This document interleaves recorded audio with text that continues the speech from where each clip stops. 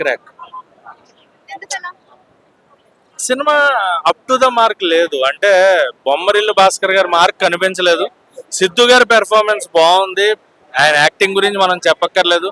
Is a good performer. And Vaishnavi Chaitanya is also good performer. But ఆమెకు perform చేసే scope దొరకలేదు. So అదొకటి lag. And మన దేశాన్ని కాపాడే వింగ్స్ లో రా అనేది చాలా ఇంపార్టెంట్ వింగ్. వాళ్ళు ఎంత కష్టపడతారు, ఎంత సేవ చేస్తారు, వాళ్ళ సేవ బయటికి రాదు కూడా. చాలా మంది ప్రాణాలు కోల్పోయేది కూడా మనకు బయటికి తెలియదు. అలాంటి వింగ్ ని కొంచెం కామెడీగా చూపించినట్టు అనిపించింది నాకు. అది స్క్రిప్ట్ సెలెక్షన్ కరెక్ట్ గా ఉందా? అనిపించలేదు. స్క్రిప్ట్ సెలెక్షన్ కరెక్ట్ గా లేదంటారా? లేదు. బొమ్మరిల్లు భాస్కర్ గారు అంటే ఆబ్వియస్లీ అందరికీ తెలిసిందే, ఒక మంచి లవ్ స్టోరీ ఫ్లేవర్స్ ఉంటాయి. మరి దీంట్లో యాక్షన్ ట్రై చేశారు కదా, మరి వర్కౌట్ అవ్వలేదంటారు? వర్కౌట్ అవ్వలేదండి. బొమ్మరిల్లు భాస్కర్ గారు అంటే మనకు ఉండే మార్క్. అంటే ఆయన కొత్తగా ట్రై చేశారు. యాక్షన్ సీక్వెన్సెస్ కానీ అవి కానీ బాగున్నాయి. బట్ ఎక్కడో అన్ని కూడా కొన్ని మిస్కమ్యూనికేట్ అవుతున్నాయి. చాలా మంది మరి స్క్రీన్ మీద అబ్జర్వ్ చేసే వాళ్ళు తెలుస్తుంది. ఆ కొన్ని చోట్ల మనకి ఆ కమ్యూనికేషన్ అనేది మిస్ అవుతూ వస్తుంది.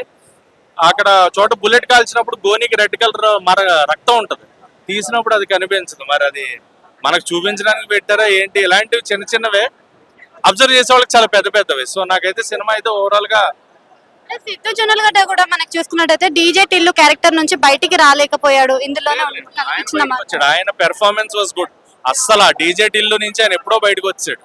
జాక్ లానే కనిపిస్తాడు మనకి. అక్కడక్కడ కొంచెం మధ్యలో డైలాగ్స్ డీజే టిల్లు వచ్చినా కూడా కంప్లీట్ గా వీ కెన్ సీ జాక్.